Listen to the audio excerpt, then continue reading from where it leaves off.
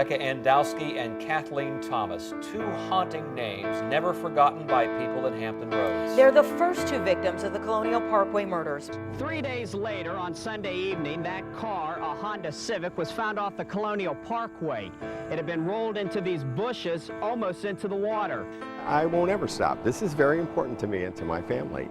Typically what the FBI will do is the investigative agent will text me and say, can you please call me? And I'll know they have some news. And we're talking a lot these days, and I'm thrilled about that. Me and one of the other detectives found David about 50 feet down, I guess. She had a beautiful smile and a loving way. He doesn't leave his truck unlocked.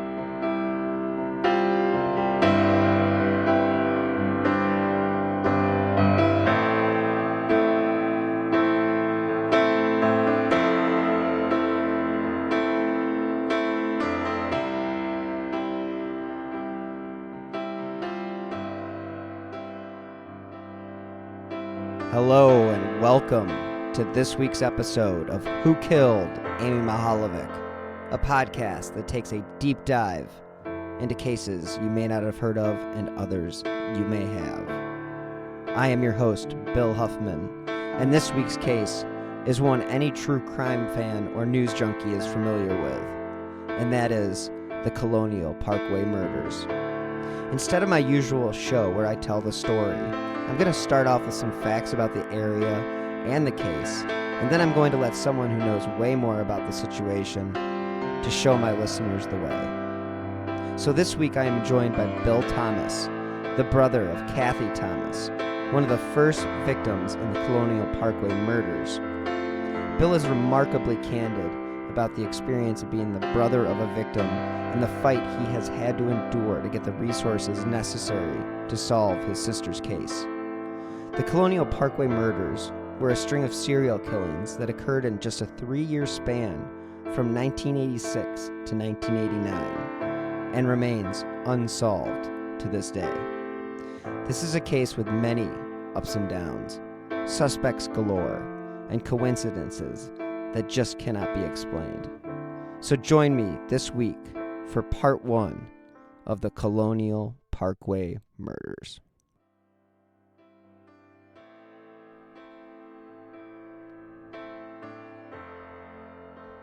Before we get too deep into this subject matter of the Colonial Parkway murders, I thought it would be important to give you just a few facts about the parkway itself. If you have never had the pleasure of driving it or experience it on a class trip, it's definitely one that you should definitely check out. The Colonial Parkway is a 23-mile scenic roadway that stretches from the York River at Yorktown to the James River at Jamestown. The road does its best to remind drivers of the days past, as the parkway does not allow semi-trucks and is toll-free. As you meander through the parkway, you are graced with beautiful views of the James and York rivers that run along the parkway. According to AAA, quote, redbuds and dogwoods decorate the roadway in the spring, while fall brings an explosion of autumn colors. When the sun is out on the parkway, it is a destination for hikers and day trippers. But when the sun goes down and the park officially closes is when the modern accoutrements such as lights and gas stations are most sorely missed. From an article in the Daily Press in 1990, the parkway is no place to be after dark. Quote, at night the mood changes. The trees form a tunnel of blackness, broken only if the moon is shining. There are no streetlights, no call boxes, and no fast food restaurants or convenience stores where a driver might find refuge in case of a breakdown, unquote. The parkway is under the Rangers' jurisdiction because it is federal land owned by the National Park Service. So when a serious crime is committed, the York County Sheriff Department, the Williamsburg or James City Police Departments are called in to assist, and sometimes the FBI is also called in to consult in investigations. CrimeMuseum.org says, quote, police have questioned 150 suspects in connection to these 4 cases, but all have been cleared. The police attribute these 8 murders to the same killer because of the similarities in each case. All the victims were killed at or near their car, the first 3 being found at the known Lover's Lane areas. None of the victims were robbed, and sexual assault did not appear to be a motive in any of the cases. The first and third murders were mere miles apart, and the second and fourth were committed about a half hour away from the Parkway. In 2018, the Facebook page Colonial Parkway Murders, which is run by Cathy's brother, Bill Thomas, and today's guest, revealed that DNA had been found at 3 of the 4 crime scenes, which could potentially conclusively link the cases and lead to an arrest. Hair that had been found in Cathy's hand and a biological sample found on Robin have never been tested. The first couple to fall victim was Cathy Thomas and Rebecca Dowski. And Kathleen Thomas, 27, was a class of 1981 graduate of the United States Naval Academy, and Rebecca Dowski was a senior at the College of William and Mary. And on October 12th, 1986, on Columbus Day weekend, their bodies were found inside Thomas's white 1980 Honda Civic near the Annex Overlook.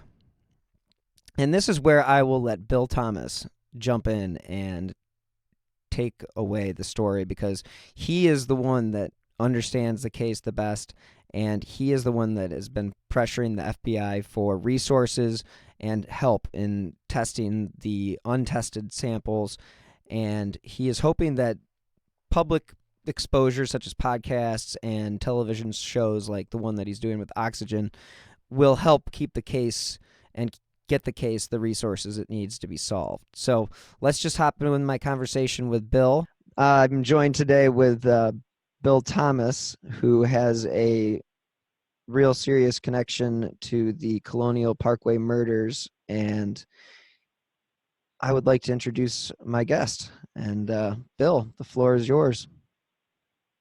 Oh, well, thank you. Well, thank you, Bill. And this will be confusing because we have 2 Bills on the show today. Thank you. So you wanted me to tell everybody who I was, and I guess I should. I'm Bill Thomas. I'm the older brother of Cathy Thomas, who, together with her girlfriend Rebecca Dowski, were the first 2 victims in the so-called Colonial Parkway murders in Virginia. And the Colonial Parkway murders are a series of 8 murders, 4 young couples who were killed in lovers' lanes in and around Williamsburg, Virginia from 1986 to 1989. You have approximately 1 couple a year it's actually 3 years on a calendar, but it's 1986 to 1989, were killed. And 2 of the cases are FBI cases, and 2 of the cases are Virginia State Police cases. We can get into why in a minute.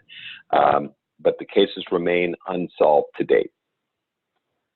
So how old were you when your sister became a victim of the Colonial Parkway? I was about a month shy of my 30th birthday. So that would have been October 1986. And were you living in the area when that occurred, or where were you living at the time? I was living in Philadelphia. I was working as a marketing manager for RCA Video, and in southern New Jersey, and I was living in a really cool 3rd floor walk up in Philadelphia, a couple blocks south of South Street in South Philadelphia. And as far as like when the crime occurred, did you know that your sister had been missing at that time, or was that something that wasn't known? Because it took a few days. Something that correct. It wasn't something that was known. We had heard, I received a phone call from my parents on a Sunday afternoon. I was at my apartment in Philadelphia. And of course, for your listeners, we're going back 32, almost 33 years. This is pre-cell phone, pre-internet. So if you wanted to reach somebody, you either called them on a landline at home or a landline at work. That was pretty much it. So the phone rang. It was my parents calling from Lowell, Massachusetts, up north of Boston.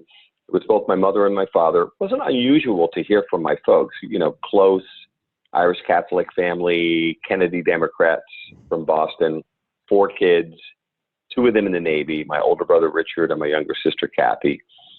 So we talked frequently, but one of the things I noticed when the phone rang and it was both my mom and dad, which was a little unusual, but my dad's tone was so serious. And he did most of the talking. My mom was kind of quiet in general. And, I remember one of the first things he said was, "Are you sitting down?" And I remember thinking, what a weird thing to ask. What do you mean, am I sitting down? What do I need to sit down for? And he told me that my sister Cathy, her body had been discovered in her 1980 Honda Civic, along with her then new girlfriend, a young woman named Rebecca Dowski. Their bodies had been found in Cathy's car in a place called the Colonial Parkway, which is near Williamsburg, Virginia. And Cathy had been living in Norfolk and then had recently moved to Virginia Beach, and had been dating Rebecca for about 6 months, I would say. And Rebecca was a student at William and Mary. And so this would have been in that same area, kind of near Williamsburg, in this beautiful 23-mile long stretch of the Colonial Parkway along the James and York rivers.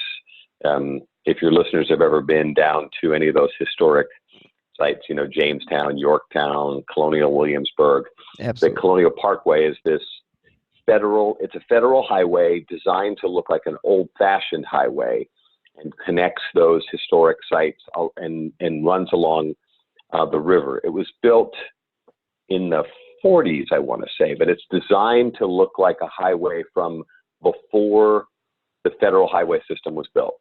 Yeah, I mean, I remember going on the Colonial Parkway when I was younger during class trips to Williamsburg, and Right. do remember it being just beautiful. And you're right, it did have that old school look to it. Yeah, and to answer your question directly, I'm sorry, one thing I missed. Cathy and Becky had gone missing on a Thursday night, and this was Sunday, so about 2.5 days had gone by from the time they were last seen till the time the bodies were found. But we were not aware of the fact that Cathy and Becky were missing. There was some confusion amongst a group of friends as to whether perhaps Cathy and Becky had hopped in Cathy's Honda, which they loved to do, and headed off like to Washington, D.C. or Annapolis or some other place. And so, and again, this is a pre-internet, pre-cell phone environment. So like I said, you couldn't track somebody quite as easily as you can now. I mean, everything was just, landlines, so you weren't really able to communicate. You basically leave at that time, even, answering machine message and hope that somebody gets back to you. But if they're out and about, I guess you don't really ever give it a thought because that just wasn't the case at the time. Now, as far as, like you said that they were dating, was it known? Did you know her? Did you know Cathy's girlfriend? At the time of their deaths, we had not met Becky. We knew that Cathy was gay. Okay. She had come out to my parents a couple of years before, and she had been dating Becky. Becky would have been Cathy's second relationship with a woman. She was also involved with a shipmate from her ship. Cathy had been in the United States Navy as a naval officer. We should get into that in a second. Okay. But they had started dating the previous spring, so Cathy and Becky were a relatively new couple. We'd heard all kinds of great things about Rebecca Dowski, and we were supposed to meet Becky that Thanksgiving at our parents' house up in Massachusetts. But of course, they died in October, so that never happened. But, at that time, we would talk to Cathy on the phone and, postcards and letters. I mean, it all sounds like we're talking about the 1800s instead of the 1980s, but that's how you communicated, folks. And so we were very excited to meet Becky, but that unfortunately never happened.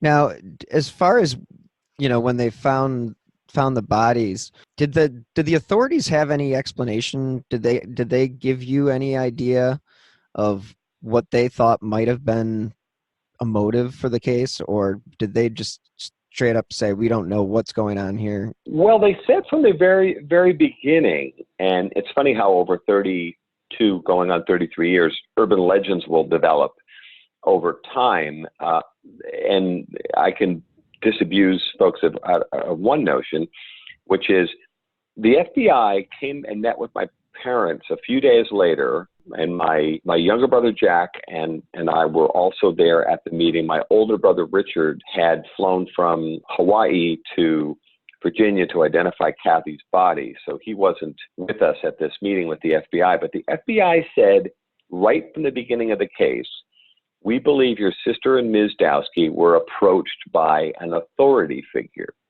Now, you have to sort of picture this at my parents' house up in Lowell, Massachusetts, beautiful old house. They're sitting around the dining room table with us, and now remember, I'm a grown man. I'm almost 30 years old, so I'm not a kid. I remember saying, I'm sorry, we don't understand. What do you mean by authority figure? And I found it fascinating. The two FBI agents from the Boston office kind of hesitated. And now I've gotten to know the FBI agents pretty well since, and they're usually pretty polished, and they usually have kind of an answer at the ready. But I could tell they were uncomfortable with the answer. So they kind of hemmed and hawed for a second, and I was very struck by that. And then they sort of kicked it back in gear, and they said, well, by authority figure, we mean, and then they rattled off a list of like a dozen different agencies, law enforcement agencies. They meant that they thought that Cathy and Becky had been parking at this beautiful pull-off along the Colonial Parkway overlooking the river, and that they'd been approached by an authority figure, and that would be someone in law enforcement or presenting as such. That was an expression they used. So it could be someone in law enforcement or an imposter, a wannabe, a fake cop. And they mentioned all these different agencies because down in that Norfolk, Williamsburg area, as you know, there are a ton of military bases. And so all of the military operations there have their own security forces. And then you've got local, that is city, county, state, and federal law enforcement all over the place. As a matter of fact, the CIA has its own training facility just a couple of miles along the Colonial Parkway, a place called Camp Perry. And so there's all of this government security and law enforcement presence there, and a lot of them use the Colonial Parkway as a cut-through because there are no traffic lights and no intersections. It's 23 miles straight, and if you're a cop, you can really, fly if you choose to along this curvy road and avoid traffic on I-64, which is a major highway which parallels the Colonial Parkway. So they indicated right from the beginning, they thought that Cathy and Becky were marked and were approached by someone that they found, at least initially, to be non-threatening. And the FBI believed, and this is within the first few days, that there was a possibility that this was someone in law enforcement. And this was the first of Sure. the murders that occurred on the Colonial Parkway, isn't that correct? That's correct. And by the way, I want to be clear about something. They did look at lots of other types of suspects. They looked at Rebecca Dowski's previous college boyfriend. They looked at men that my sister Cathy had dated when she was at the Naval Academy. They looked at shipmates. My sister Cathy was in the second class of women at the United States Naval Academy. So this is all brand new. She was in the class of 1981 at the Academy. So women attending the service academies was new, and women obviously graduating and entering the fleet, as they call it, was new. So they looked at when Cathy was aboard the ship, the USS L.Y. Spear, which was a submarine tender. She had 200, mostly men, reporting to her. Now, so they took a look to see if there were any, inappropriate interactions with people from the Navy, and they looked at,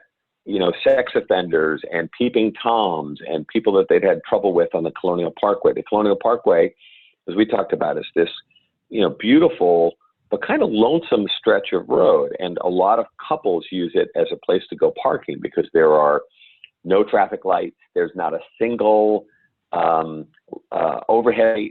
It's really dark out there. It's beautiful and kind of pastoral and green in the daytime, but at night it really gets dark and kind of spooky. So it's a place that people were known to go and get romantic or party or what have you. And so things that the FBI looked at were, who have we ever had trouble with on the Parkway? So they looked at a lot of different things, people where there was a personal connection, as well as people that might have had, historical problems on the Parkway.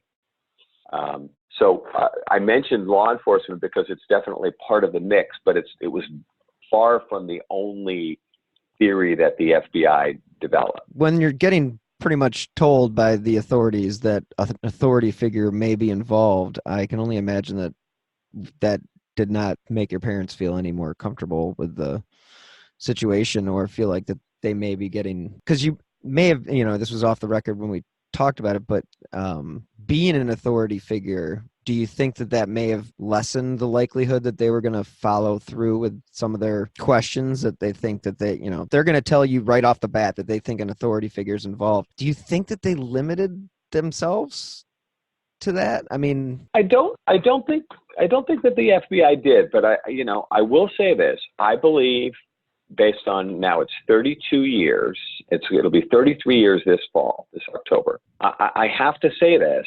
I believe that we're dealing with the FBI and the Virginia State Police. As we talk about the other parts of the case, I'll explain why it's half and half, FBI and Virginia State Police.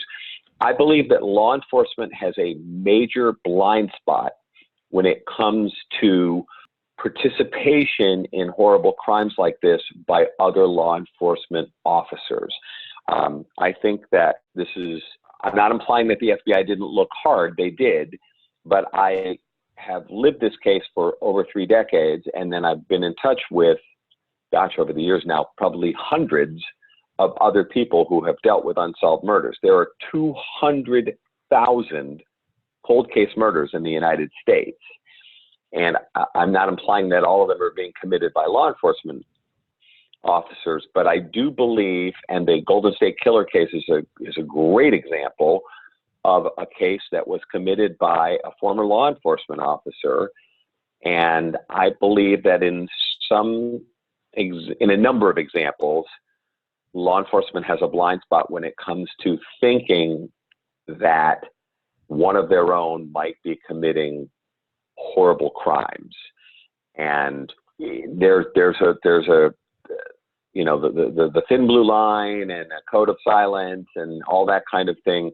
But any number of law enforcement agents have been mentioned as suspects in the Colonial Parkway murders, and several of them are on what I would call the short list of potential perpetrators. So in your opinion, do you feel like they are getting, I don't want to jump ahead because we're still in the first case, but with your current relationship with the FBI, do you feel like they're putting any more effort into testing this DNA or any of the DNA that they may have? Do you feel like they're putting the resources in, or do you feel like there needs to be more pressure put on them? I think there needs to be more pressure put on them. The experts tell me they believe the Colonial Parkway murders is a solvable case, and I probably won't surprise anybody with what I'm about to say, I always feel that we could put more resources and have a greater sense of urgency about the Colonial Parkway murders. And when you've been reminded over and over again that your sister's case is a cold case and cold cases are given the lowest possible priority, after a while, it borders on the offensive. You find yourself saying, and I've said this to the FBI directly, and they don't necessarily like this, but I've said, I don't think you're going to find anyone who's been standing in line longer than the families of the Colonial Parkway murder victims. We're all now at 30 to 33 years we've been waiting. And I understand that terrible things happen every single day. And I understand the FBI in particular has been largely redeployed as an anti-terrorism agency, which has its own consequences. But it borders on the offensive to be told over and over again that your sister's case is a cold case and will always be given the lowest possible priority. And I do understand that we need to focus on new cases and terrible things that happened today or tomorrow. But I think we as a country need to find more balance and, quite frankly, more resources to put into solving what I think should be a national scandal. There are 200,000 cases like ours. The Colonial Parkway murders are only 8 of 200,000 unsolved cases, most of which experts tell me would be solvable with, and you'll hear me say this several times in this interview, time, attention, and resources. That's all that's required. It's kind of like what they say about, success. The 90% of it is showing up. So if they just put in 90% of the effort to even just take some of the resources that you've got fighting terrorism and apply them to some of these other cases that actually affect, the families that are still living here in America, it would probably be a good idea to maybe even have a division or a department that's just focused on getting those 200,000 cold cases off the books, because those are 200,000 plus families that are kind of left. I mean, the ripple effects on those are just endless. So it may be 200,000 victims, but exponentially more victims because of the fact that these cases aren't solved. And who knows what these other perpetrators are doing. Well, especially if you're talking about serial murders and rapists, serial murderers and rapists, you can actually prevent crime by stopping these people. I actually have an idea, which I'll share with you, which is when we solve the Colonial Parkway murders, note the optimism. Yes. It's my intention to pivot to a larger discussion, which is I believe that America has a cold case problem. My family's lived it for over 30 years. And by the way, there are at least 200,000 to 400,000 untested rape kits sitting on law enforcement shelves around the country. And there's definitely a tie-in between unsolved sexual assaults and serial perpetrators, and sometimes transitioning over to murder. The Golden State Killer case that I mentioned is a killer who started as a burglar, then escalated to rape, then escalated to murder. So you do see these relationships. I have an idea, which is I believe we're overspending on America's military in terms of our budget. And keep in mind, I come from a Navy family and come from a military background, so I'm not criticizing the military at all. But I think we're overspending on America's military. I have this idea that we should, since a lot of those military personnel who are incredibly well trained and dedicated would often transition over to law enforcement when they returned home, I have an idea which is simplistic, but I think we should take 100,000 of our best and brightest military personnel who are interested in leaving the military, wrapping up their service and transferring over to permanently budgeted positions, distributed around the country based on where they live and where these cold cases are. I think we should put 100,000 people on a massive project, which would cost a lot less than we're currently spending on the many portions of the U.S. military, to solve the 200,000 cold case murders and 200,000 to 400,000 cold case rapes. And these folks would transition into permanent full-time positions in law enforcement, initially focused on working these cold cases. And I've even seen a study that says that if we were to put together something like this, we'd actually save money in the long run, because you'd actually be preventing additional crimes from being committed. I don't think this is rocket science. I really don't. It's just a matter of, do the American people have the will to put time, attention, and resources, and that means tax dollars, into solving our cold case problem. The other thing is, we touched on briefly, I'm not criticizing the FBI, but the decision on 9/11 to redeploy the FBI as a largely anti-terrorism agency had consequences. And one of those consequences, I believe, is the explosion in unsolved murders across the country, because no one is truly coordinating our efforts to solve these murders. And by the way, the murderers and rapists understand this, and they understand if they move from one area of jurisdiction to another, they actually stand a better chance of not being caught, because American law enforcement is so fragmented and so siloed, they're not coordinating particularly well. And the FBI is the agency that should be coordinating this.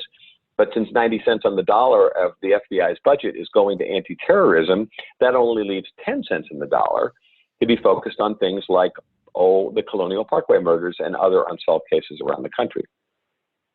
And with the with the Colonial Parkway murders in their backyard, you would think that that would be one that they would be able to focus on, at least, if they wanted to start off with something local. Hey. Well, if they want to make us the test case, I'd be perfectly fine with that.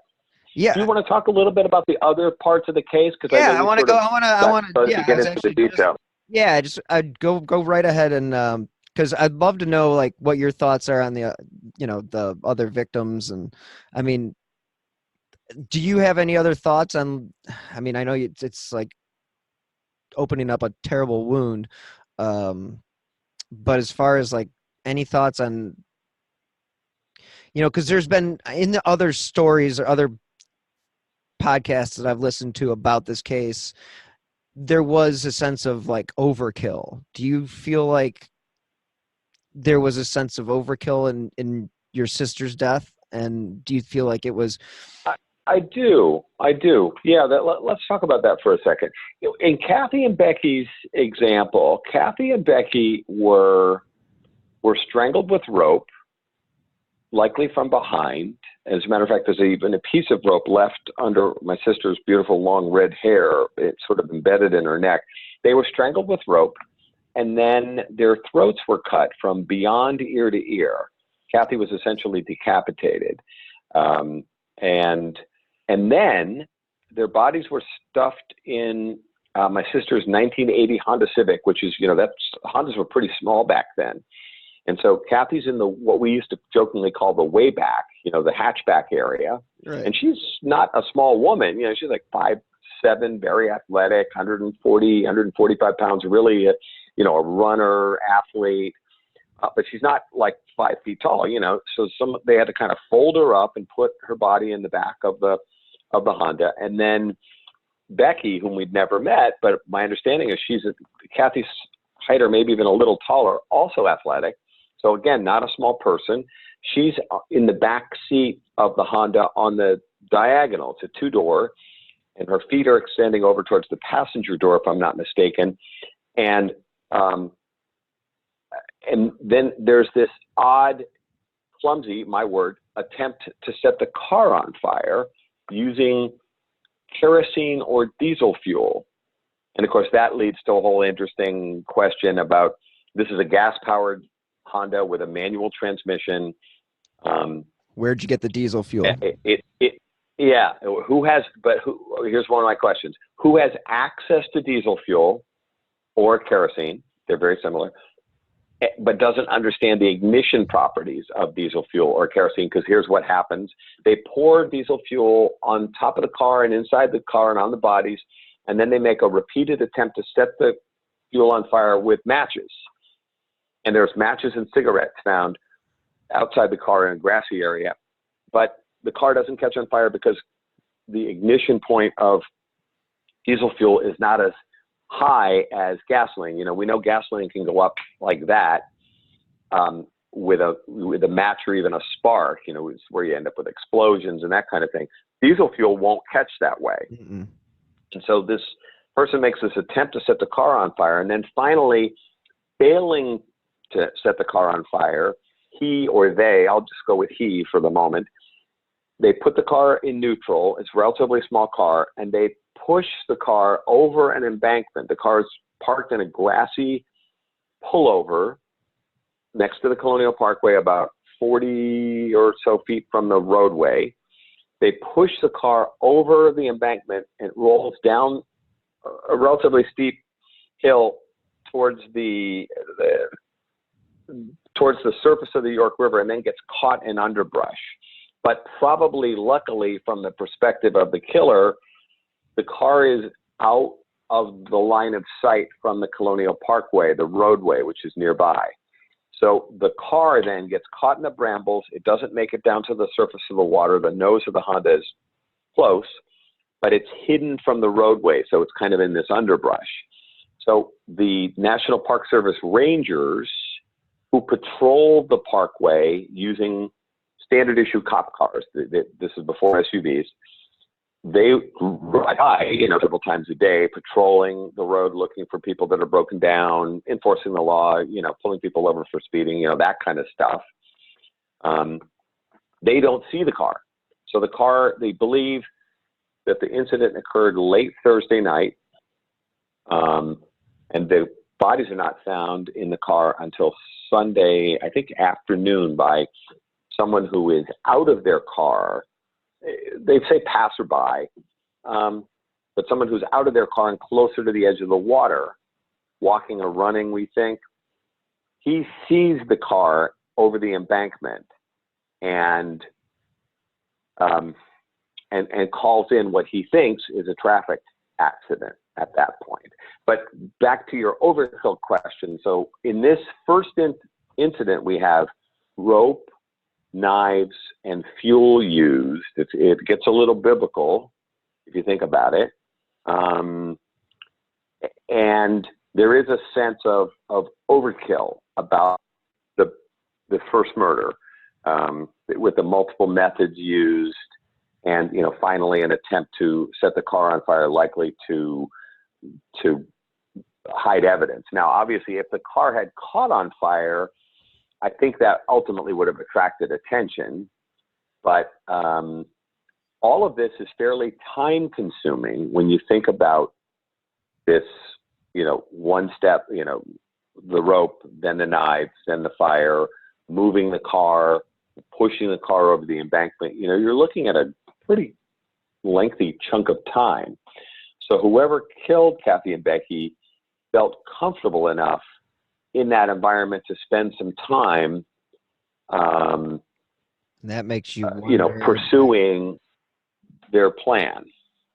And the sense is that the murder did not take place at that location, but the car may have been moved after Cathy and Becky were murdered. And as we talk about the other Parkway murders incidents, there is a strong sense of moving of cars and kind of staging of vehicles, in other words, to create certain impressions by the perpetrator or perpetrators. Yeah, that's the whole idea that somebody would be so comfortable to stand there lighting match after match unsuccessfully. It sort of has to bring you back to that authority perspective, because nobody's going to question a vehicle of authority on the side of the road, but they might question somebody standing there, having just committed a crime. It's just, to me, it rings of something was blocking the perspective of where he was doing this, and again, like you said, he was comfortable in that environment. So you just killed two people. How are you comfortable in that environment? Like, it doesn't make much sense, other than the idea that that person is, one, very familiar with the area, and two, is pretty confident that nobody's going to stop and ask him what he's doing. Right. And when I did interviews out there on the Parkway, it's got a rough surface to the road. We talked about the fact that the Parkway is designed to look like an old-fashioned pre-interstate highway road. This was designed by the Park Service. But you can hear the cars coming because it's got this kind of rough surface. But I remember when I was out there doing a series of interviews, I had time in between, and you've got lots of time to think. I actually sat there several times, and I would listen for a car coming, and then I would count the seconds before the car appeared and could see into the pull-off where I was waiting, which is where Cathy and Becky's bodies were found. And it was about 10 to 15 seconds. So again, and in the dark, you'd probably be able to see the headlights coming. That's a good point. So whoever they were comfortable enough that they're willing to take all of these steps involving killing Cathy and Becky in the car and the whole 9 yards, knowing that someone could appear within 15 seconds or so of the time they first heard them and might see the headlights coming. So whoever it is, they got a lot of nerve, or they're very comfortable in that environment. And that person that was coming around the curve could be a cop or a park ranger. And I don't know. It's one of those things that sort of sticks with you. But there were only 2 cops that patrolled that area of that 23-mile Well, stretch. but as I said, dozens of different agencies, law enforcement officers use the Parkway and still do as a cut through.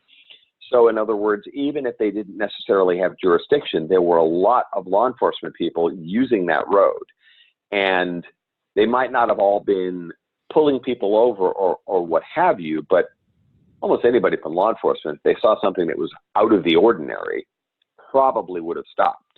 Right. And, intervened in some way, and might have even called ahead to say that, radio back to wherever their base was to say that, you need to get a National Park Service ranger here, because they're the folks that had jurisdiction along the Parkway.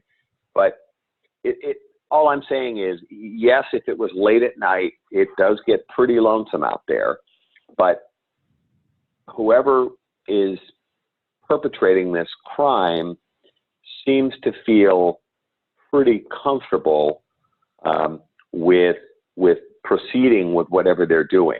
Now, the FBI does feel that it's very likely that the murders did not take place at this very shallow, pretty little grassy turnout, but likely at one of the other more private pull-offs. There's a picnic area about a mile away, which is now closed after problems with gay cruising, which again may be related in some way.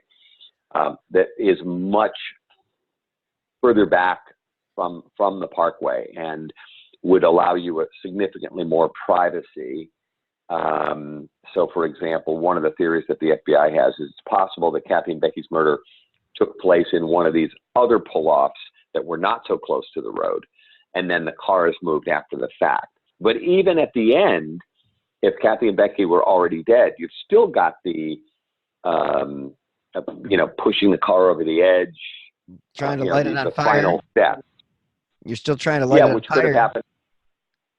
I mean, could have happened back in the woods, but it seems like more likely it happened right there at the edge of the river. because of the fact that there were matches at the edge of the river.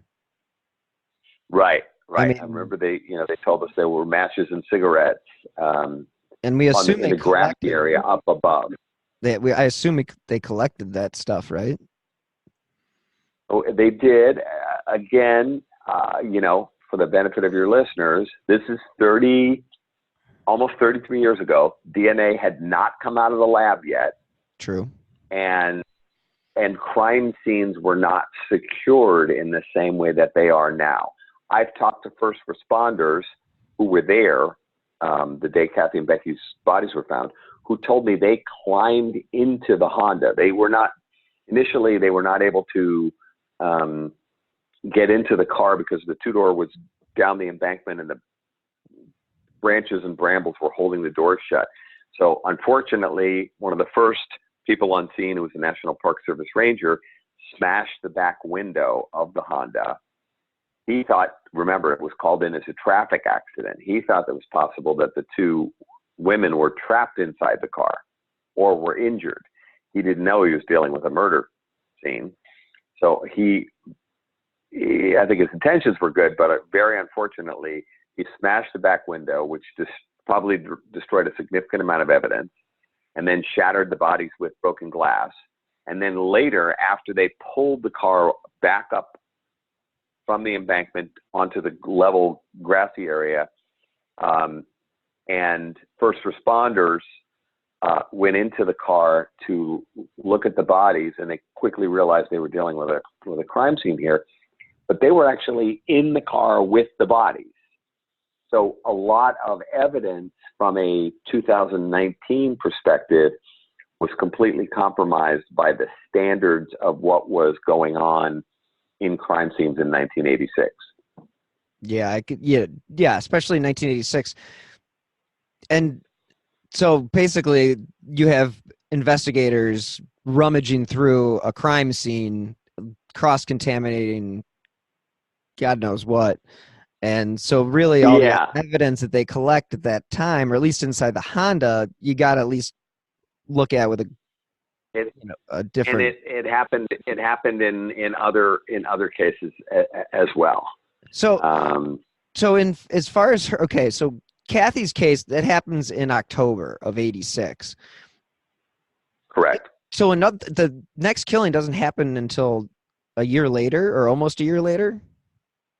Yeah. So September 20th, 1987. It's almost a year. David Nobling, who's 20, and Robin Edwards, who's 14.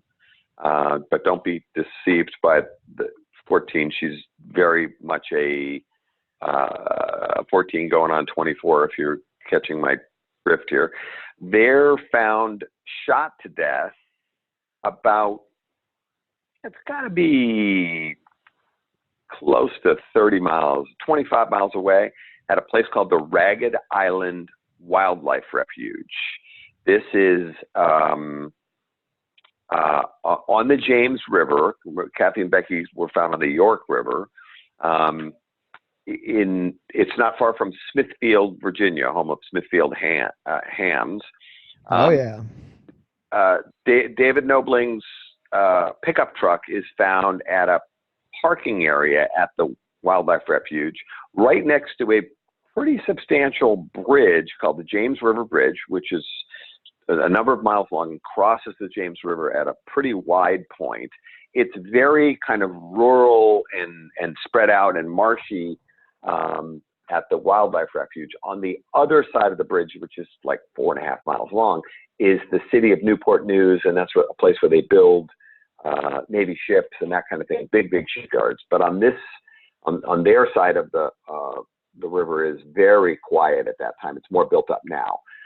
The car is found parked at the wildlife refuge. The bodies are found 3 days later in the water, sadly by David Nobling's father, Carl, and investigators who were searching the Ragged Island Wildlife Refuge for evidence. They discover Robin and David's bodies.